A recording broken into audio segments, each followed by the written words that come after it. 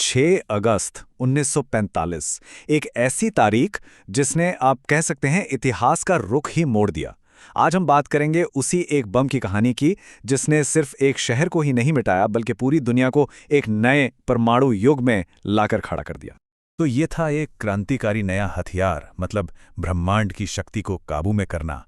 देखिए, ये समझना बहुत ज़रूरी है कि ये सिर्फ कोई अगला बेहतर हथियार नहीं था। नहीं, ये एक ऐसे क्रांतिकारी हथियार के बनने की कहानी है जिसका स्केल, जिसका पैमाना किसी ने सोचा तक नहीं था। सही मायनों में ये एक बहुत बड़ा वैज्ञानिक और हाँ, एक वित्तीय जुआ भी था। और देखिए, इसे सिर्फ एक मिलिट्री प्रोजेक्ट समझना सही नहीं होगा। ये, जैसा कि कहा गया, इतिहास का सबसे बड़ा वैज्ञानिक जुआ था। सोचिए, इस पर $2 अरब से भी ज्यादा खर्च किए गए थे। और सबसे बड़ी बात, इसका नतीजा क्या होगा, ये सच में कोई नहीं जानता था। तो ये एटम बम आखिर था क्या? ये बस एक ज्यादा ताकतवर बम नहीं था। नहीं, ये विनाश में एक तरह की क्रांतिकारी छलांग थी। सोचिए, ये ब्रह्मांड की सबसे बुनियादी शक्ति का इस्तेमाल कर रहा था। इसने तो हथियारों के बनने और इस्तेमाल होने का पूरा तरीका ही हमेशा के लिए बदल दिया। अच्छा, इसकी ताकत को अगर समझना हो तो बस इतना समझिए कि इस एक बम में 20,000 टन, जी हाँ, 20,000 टन TNT से भी ज्यादा की विस्फोटक शक्ति थी। इतनी जबरदस्त तबाही मचाने की ताकत इससे पहले किसी ने देखी ही नहीं थी। चलिए, अब सीधे चलते हैं हिरोशिमा के ऊपर उस काउंटडाउन की तरफ। हम इसे देखेंगे 31,000 फीट की ऊंचाई से, बिल्कुल वैसे ही जैसे उस उड़ान के क्रू और कमांड इसे देख रहे थे। मिशन की शुरुआत हुई इन बेहद शांत और नपे-तुले शब्दों के साथ। कमांड से आवाज आई, उड़ान भरने के लिए मंजूरी है।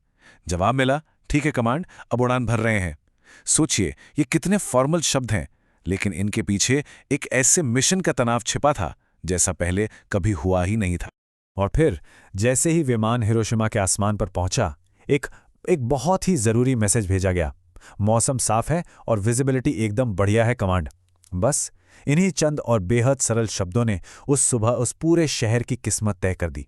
प्लेन के अंदर अब आखिरी तैयारियां हो रही थीं, ऐसी तैयारियां जिन्हें अब बदला नहीं जा सकता था। पहला कदम, पेलोड यानी कि बम को सिक्योर और आर्म कर दिया गया, और दूसरा, सारे सेफ्टी मैकेनिज्म हटा दिए गए। मतलब अब वापसी का कोई रास्ता नहीं था। और निशाना एकदम सटीक होना जरूरी था। इसलिए शहर के ठीक बीच में बने आईओए ब्रिज को टारगेट के तौर पर चुना गया। मकसद साफ था, ताकि यह हथियार अपनी पूरी विनाशकारी ताकत दिखा सके और ज्यादा से ज्यादा असर हो।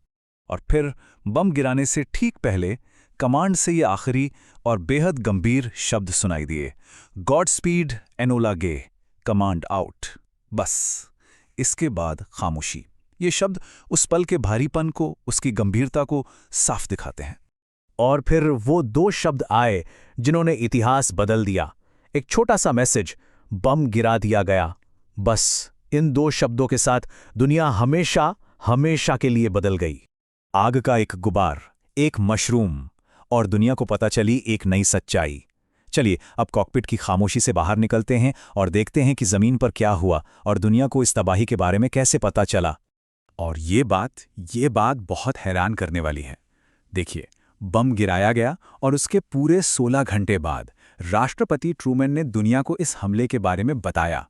सोचिए, पूरे 16 घंटे। इस दौरान पूरी दुनिया इस इतनी बड़ी, इस ऐतिहासिक घटना से पूरी तरह से अनजान थी। अब बात करते हैं इसकी मानवीय कीमत की, जो सच में रोंगटे खड़े कर देने वाली थी। जापानी अधिकारियों के मुताबिक तुरंत मरने वालों की संख्या 78,000 थी और कुल मिलाकर हताहतों का आंकड़ा 1,30,000 को भी पार कर गया।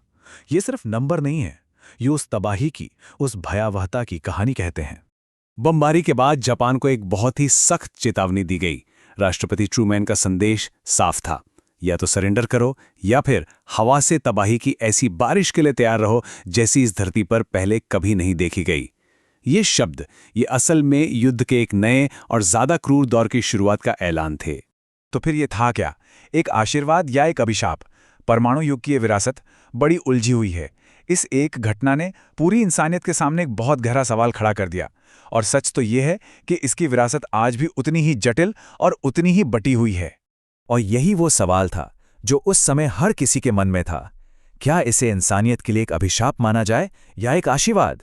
यही वो सबसे बड़ा सवाल था जिससे उस दौर के बड़े बड़े लोग और कह सकते हैं कि पूरी दुनिया ही जूझ रही थी।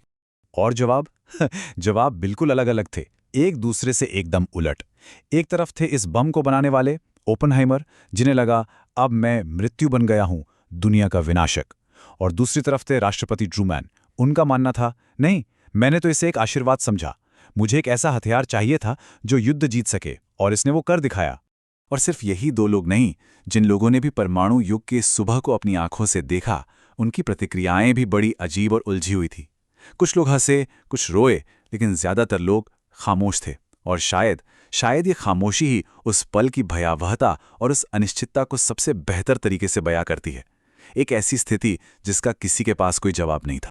लेकिन अंत में उन सभी लोगों के बीच एक एहसास, एक भावना बिल्कुल एक जैसी थी। वो ये थी कि हम जानते थे कि दुनिया अब पहले जैसी नहीं रहेगी, और वो सही थे। ये एक ऐसा बदलाव था जिसे पलटा नहीं जा सकता था, एक ऐसा बदलाव जिसने इंसानियत का भविष्य हमेशा के लिए बदल दिया। तो सवाल ये उठता है कि इस जानकारी के साथ, इस ताकत के साथ हम आगे कौन सा रास्ता चुनते हैं?